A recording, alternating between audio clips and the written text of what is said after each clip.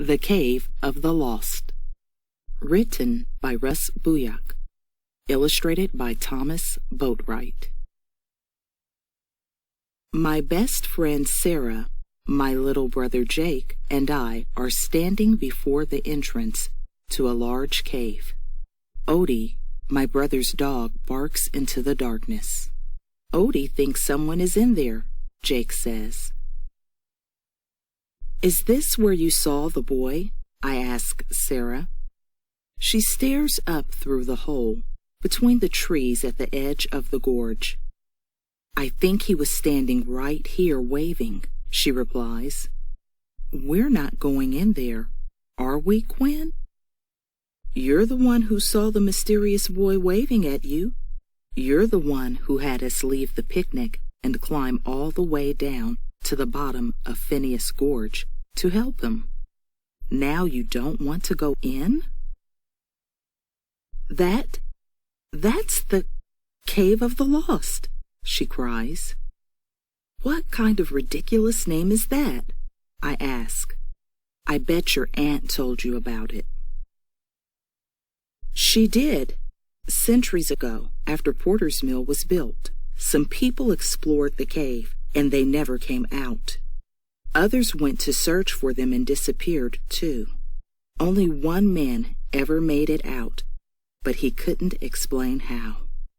He claimed he found others, Sarah continues, but they kept leading him in the wrong directions. Finally, after many days, he fell asleep in the cave and woke up in the hollow, alone. Your aunt tells a lot of stories, I say. We still can't wander around in there, Sarah says. The place is probably filled with massive spiders. Hey, kid, I yell into the cave. Do you need help? My voice echoes for a moment, followed by silence. Then something unexpected reaches my ears. It sounds almost like laughter. Let's go in, Jake exclaims. A new sound emerges from the cave. Someone is crying in there, I say. Seeing an opportunity, Jake charges into the darkness, but I seize his arm. Hold on, little man. We need light, I say. Do you have your keychain, Sarah? She tosses me her house keys with the little Quacker keychain I gave her for her last birthday. When I squeeze it, the light in the duck's mouth comes on, and it quacks over and over. Jake, hang on to Odie. I don't want him running off, I say. Roger, he replies, and picks up the dog. I take a few steps inside, shining the light as the quacks echo around us. I hear Sarah reluctantly follow. A short distance inside, we reach the first fork. Don't freak out, I say as I turn off the light. The quacks fade, and intense darkness presses in on us. Sarah whimpers, but after a moment, I hear the weeping again. It comes from the left passage, so I squeeze the little Quacker and start moving again. We encounter a few more forks, and I can see how someone could easily become lost down here. I memorize each turn as we creep closer to the sound. Finally, the passage expands into a chamber.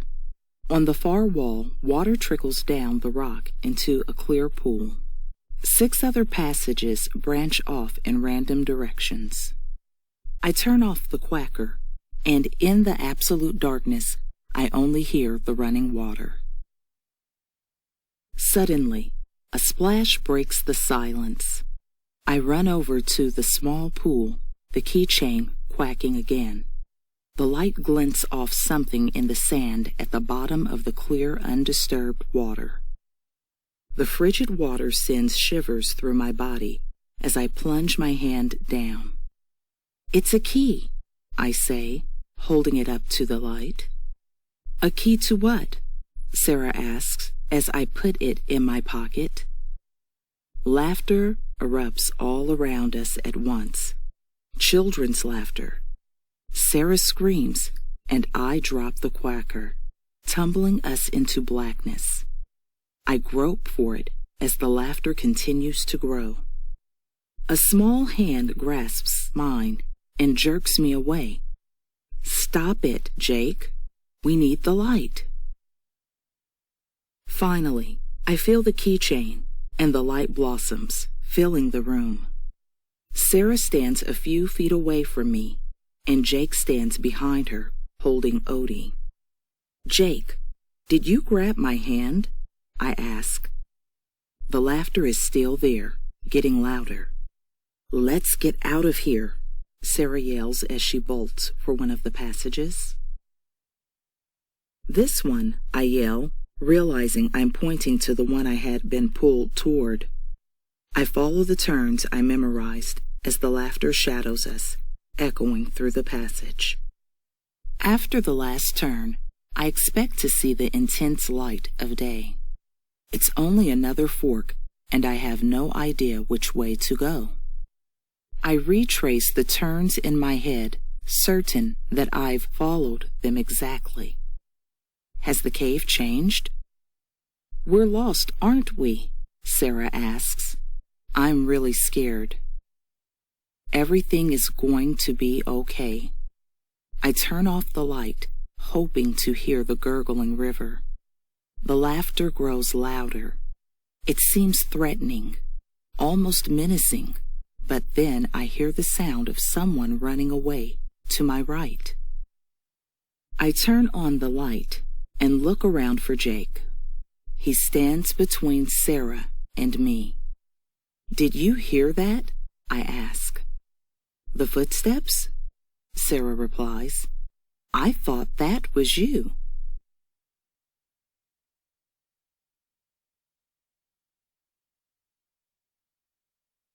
I shake my head, and Sarah's eyes widen.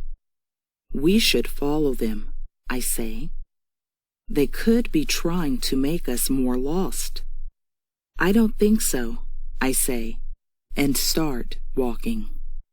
We come across more forks, and each time I stop to listen. The footsteps come again and again, leading us away from the laughter. Suddenly, we come to the mouth of the cave.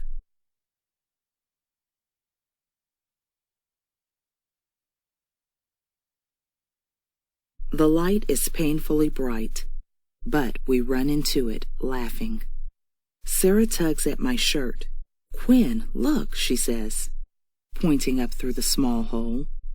There, looking over the edge of the gorge, is the distant figure of a small boy. He is waving down to us. He looks very familiar, but I can't explain why, I say.